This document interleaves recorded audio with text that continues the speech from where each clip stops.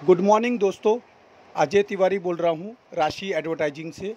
जैसा कि आप लोगों ने कल देखा, मैंने रीसेलिंग के बिज़नेस को भी प्रमोट करना शुरू कर दिया है। ऑलरेडी हम एक जो चैनल है, यूट्यूब चैनल, उसे भी प्रमोट कर रहे हैं। उसका नाम है नीतू डायनेमिक। उसको थोड़े और सब्सक्राइबर चाहिए, तो वो अपने फैमिली की तरह है, क्योंकि आप लोग जो भी इसमें आते हैं, आप सब लोगों को हेल्प करना और आप सब लोगों का सब्सक्राइबर बढ़ाना, वो मैं सोचता हूँ कि मेरी ड्यूटी है, ताकि हम सब लोग इसके द्वारा एक दूसरे को कमा कमा के पैसे दे सकें। तो कृपा करके उस नीतू डायनामिक चैनल को प्रमोट कीजिए, और उसे अगर आपने अभी तक सब्सक्राइब नहीं किया तो सब्सक्राइब कीजिए।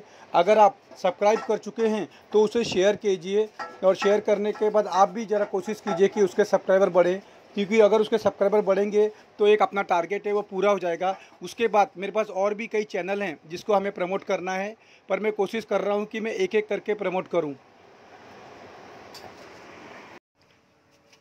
स्वामी जी ने एक बार कहा था, अपने जीवन का एक लक्ष्य, एक गोल बनाओ और दूसरे सब विचारों को अपनी ज़िंदगी से निकाल दो। यही सफल होने का मूल मंत्र है। हम में से कई लोग अब्दुल कलाम को अपना इंस्पिरेशन मानते हैं, परंतु क्या आप लोगों को पता है उनका इंस्पिरेशन कौन है? जी हाँ, अब्दुल कलाम जी का इंस्पिरेशन थे स्वामी विवेकानंद। और बल्कि यही नहीं, निकोला टेस्ला, सुभाष चंद्र बोस, लाल बहादुर शास्त्री और भी कई सारे लीजेंड थे जो स्वामी विवेकानंद को अपना इंस्पिरेशन मानते थे। आज मैं आपको स्वामी जी के जीवन की दो कहानी डिस्कस करूंगा। उसमें जीवन की एक बहुत बड़ी सीख है इन कहानियों में। पहली कहानी है, एक बार स्वामी जी को एक नदी पार करनी थी, तो वो नदी किनारे खड़े थे। तभी एक साधु ने उनसे आकर पूछा, क्या आप वही स्वामी विवेकानंद हैं जिनको पूरी दुनिया जानती है? स्वामी जी ने कहा, हाँ। तभी साधु ने कहा, आप यहाँ क्या कर रहे हैं? स्वामी जी ने कहा, नदी पार करने के लिए नाव का इंतज़ार कर रहा हूँ। तभी साधु ने कहा, तुम इतने बड़े इंसान हो और कई सारी महान हस्तियों के प्रेरणा स्रोत हो, और तुम एक नदी पार नहीं कर सकते? देखो, मैं तुम्हें नदी पार करके बताता हूँ। और उस साधु ने चमत्कारिक ढंग से नदी पर चल के दिखाया, और गए और चल के वापस भी आ गए। और स्वामी जी से बोले, देखो, मेरे पास इतनी शक्ति है, मेरे पास इतना टैलेंट है और इतना ज्ञान है, इसके बावजूद मुझे कोई नहीं जानता। और तुम्हारे पास कोई ज्ञान, कोई शक्ति नहीं, उसके बावजूद तुम्हें सारी दुनिया जानती है। तभी स्वामी जी मुस्कुराए और उस साधु से पूछा कि तुम्हें ये विद्या सीखने में कितना टाइम लगा? साधु ने उत्तर दिया, गर्व से सीना फुलाकर कहा, इस विद्या को सीखने में मैंने पूरे अपनी ज़िंदगी के 15 साल लगाए हैं। तभी थोड़ी देर में नाव आ जाती है, और स्वामी जी ने साधु को अपने साथ नाव में बिठाया और चल दिए। दोनों ने नाव में बैठकर नदी पार की, और उसके बाद स्वामी जी ने अपनी जेब से 1 रुपये का सिक्का निकाला और उस नाव वाले नाविक को दे दिया, दोनों के 50-50 पैसे के हिसाब से। तभी स्वामी जी ने साधु से कहा, जो काम तुम 50 पैसे देकर कर सकते थे, उसके लिए तुमने अपनी ज़िंदगी के पूरे 15 साल बर्बाद कर दिए।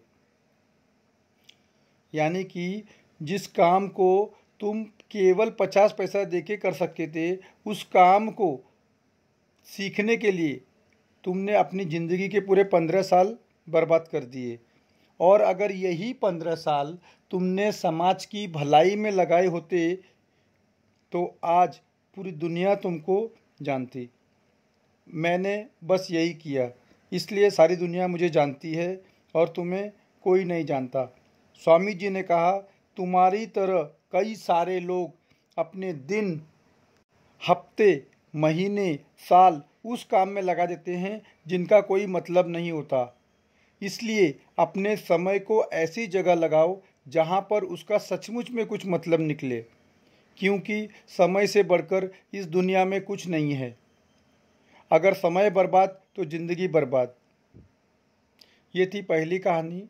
दूसरी कहानी, एक बार स्वामी जी एक रास्ते पे चल रहे थे, तभी उनके पीछे कुछ बंदर लग जाते हैं।